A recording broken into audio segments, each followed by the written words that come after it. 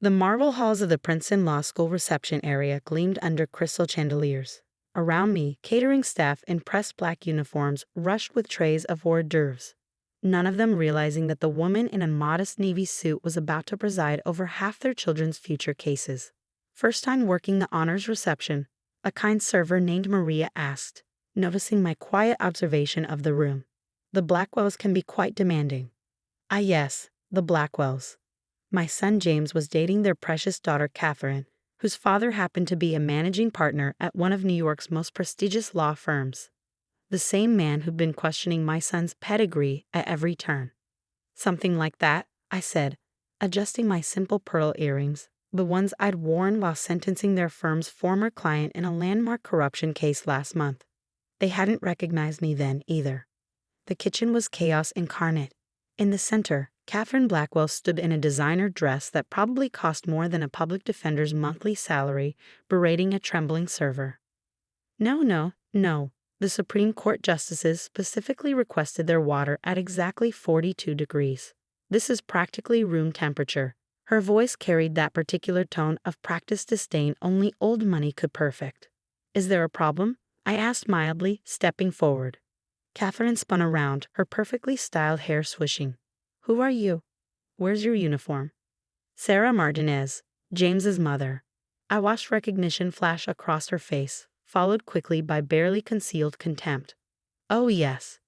James mentioned you might come early too. Help. She looked me up and down. The staff entrance was supposed to direct you to the kitchen.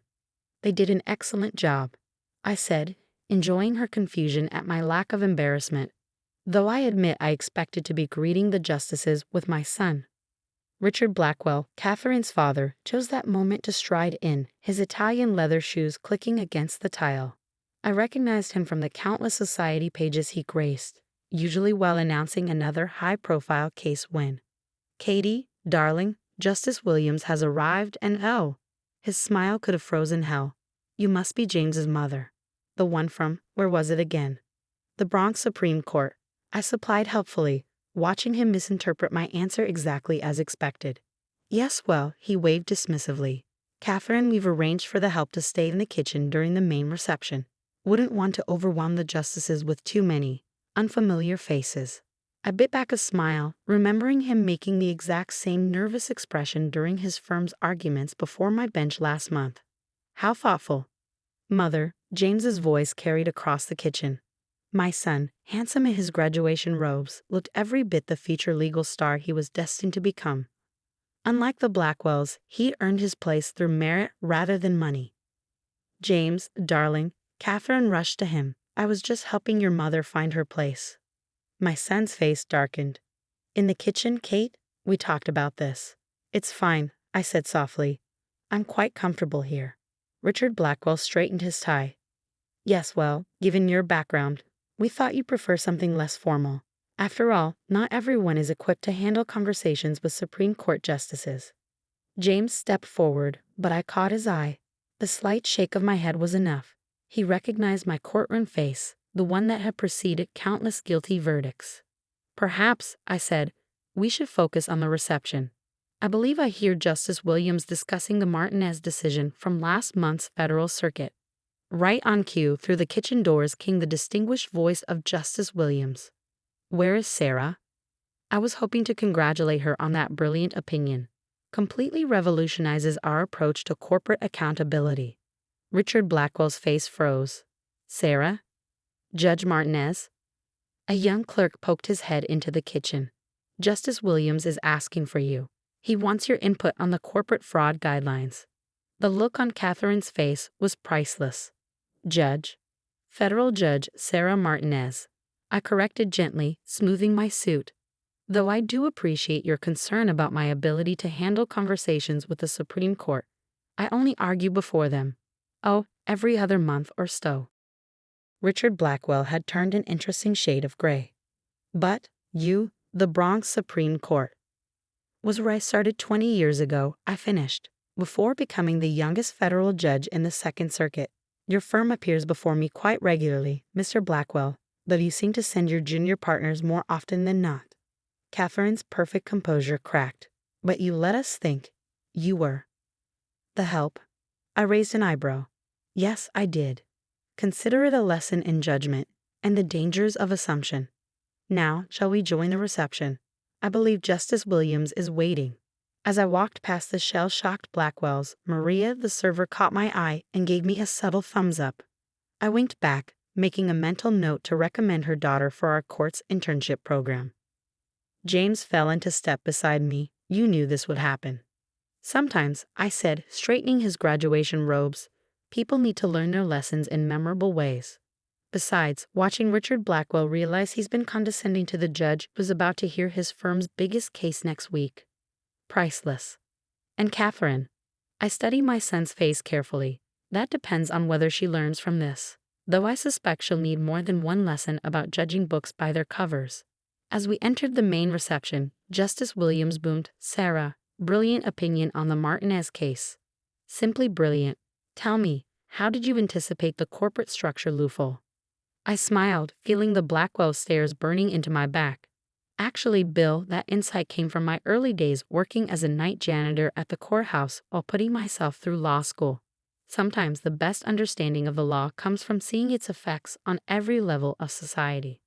The gathered legal luminaries nodded appreciatively, while behind me, I heard Catherine whisper to her father, Daddy, I think I made a terrible mistake.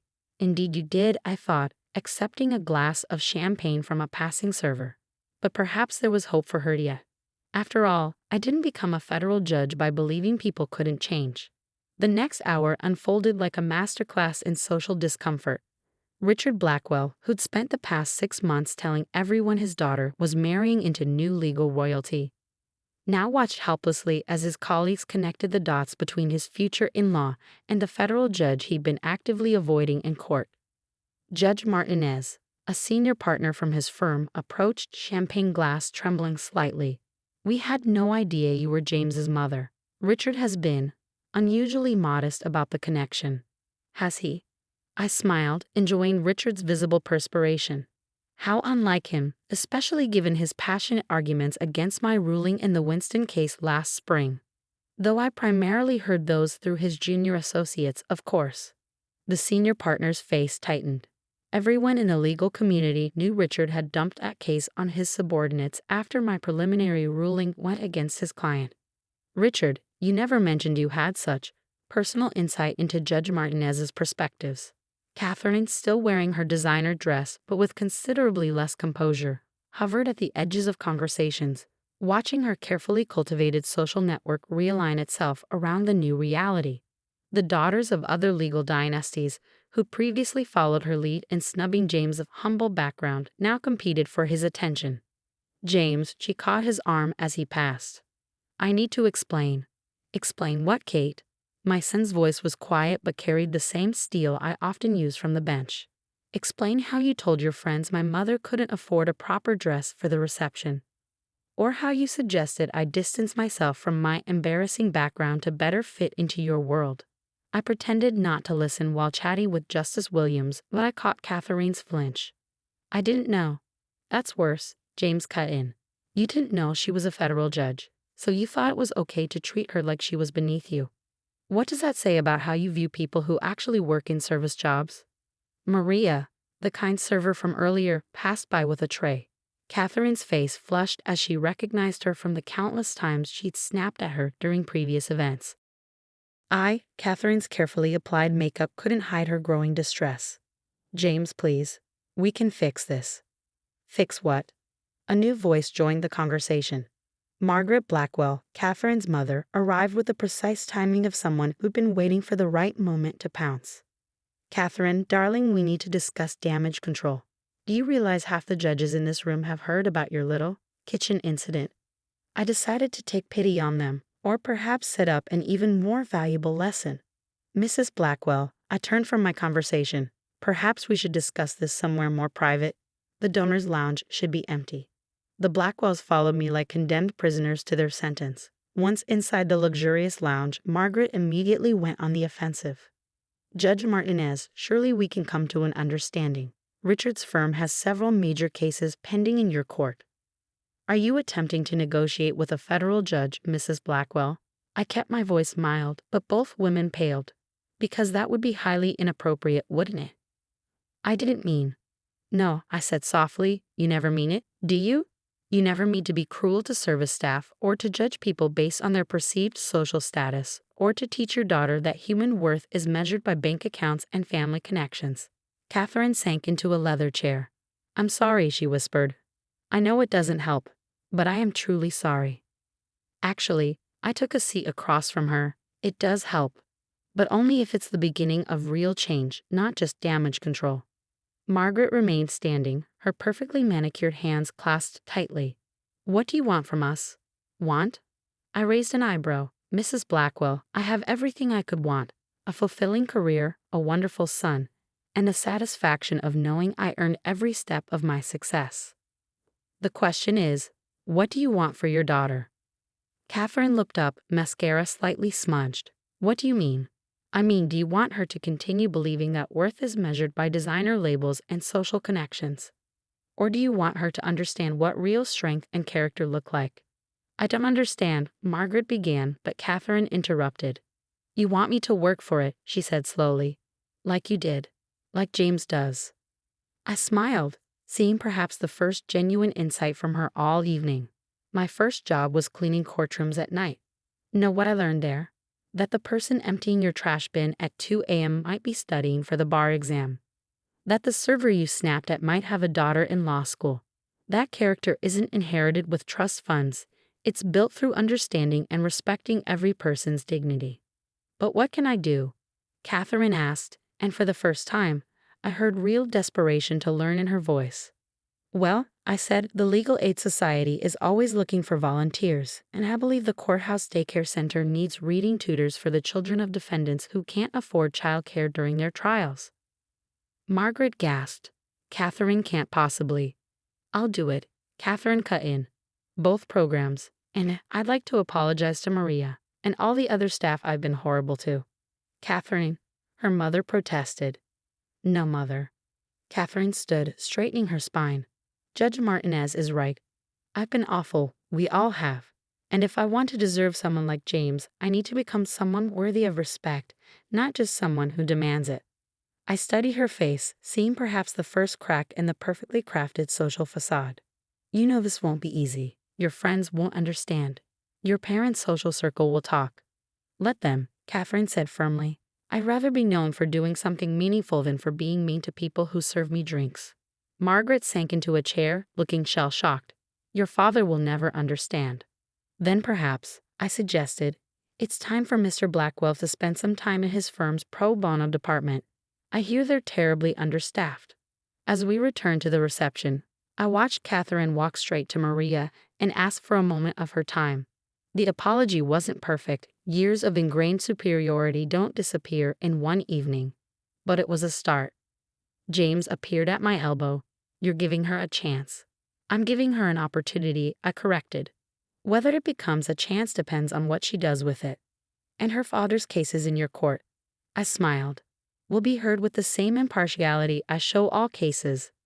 Though perhaps Mr. Blackwell might find himself with a surprising number of pro bono assignments in the coming months. As the reception wound down, I watched Catherine help the staff clear glasses, her designer dress slightly wrinkled, but her smile more genuine than I'd ever seen it. Sometimes I thought, the best judgments aren't made from the bench. 3 months after the reception, I sat in my chambers reviewing case files when my clerk announced an unexpected visitor, Catherine Blackwell. She looked different. Gone were the designer labels and perfectly coiffed hair. Instead, she wore a simple blazer, and her hands showed slight calluses from actual work. Judge Martinez, she started, then corrected herself. Sarah, I wanted to show you something. She placed a folder on my desk. Inside were thank you letters from the children at the Courthouse Daycare Center, where she'd been spending her mornings reading to them. Photos showed her sitting cross-legged on the floor, helping kids with homework while their parents attended court proceedings. Maria's daughter got accepted to law school, Catherine said quietly. I've been helping her prepare for the LSAT between my legal aid shifts. She's brilliant, she just needed someone to believe in her. I nodded, noting the absence of her usual makeup and the new confidence that had replaced her social armor. And your father? Catherine's laugh held a touch of irony. He's discovering that pro bono cases can be surprisingly fulfilling. Last week, he helped a homeless veteran reclaim his pension benefits. I've never seen him so excited about a legal victory, and it wasn't even for a paying client. And your mother? She's adjusting. Catherine smiled. She joined the courthouse daycare center's fundraising committee, though she did insist on teaching the children proper table etiquette alongside their reading lessons. I set down the folder. And you? Are you finding what you're looking for? Catherine's expression turned serious. I found something I didn't know I was missing. Purpose, real connections. The children don't care about my last name or my handbag collection. They care that I show up, that I listen, that I help. And James. Her face softened. He was right to be disappointed in me that night, but he's proud of me now, not because I'm trying to impress his mother, the federal judge, but because I'm finally becoming someone he can respect. I studied her carefully. The entitled socialite who tried to hide me in the kitchen was gone, replaced by someone who understood the value of earned respect. My old friends don't understand, she continued. They think I'm having some sort of breakdown, spending time with those people. But for the first time, I'm not worried about what they think. Because you've learned what really matters. Because I've learned who really matters, she corrected. The mothers working 3 jobs to support their kids through school. The courthouse staff who know every judge's coffee preference but never get thanked. The public defenders fighting impossible odds with impossible caseloads. I smiled, remembering my own journey from nighttime janitor to federal judge. And what's next for the new Catherine Blackwell? She straightened in her chair. I've applied to work as a public defender after graduation. Father nearly had a heart attack. He already had my corner office at the firm picked out. But I want to earn my own way, make my own mark. It won't be easy, I warned.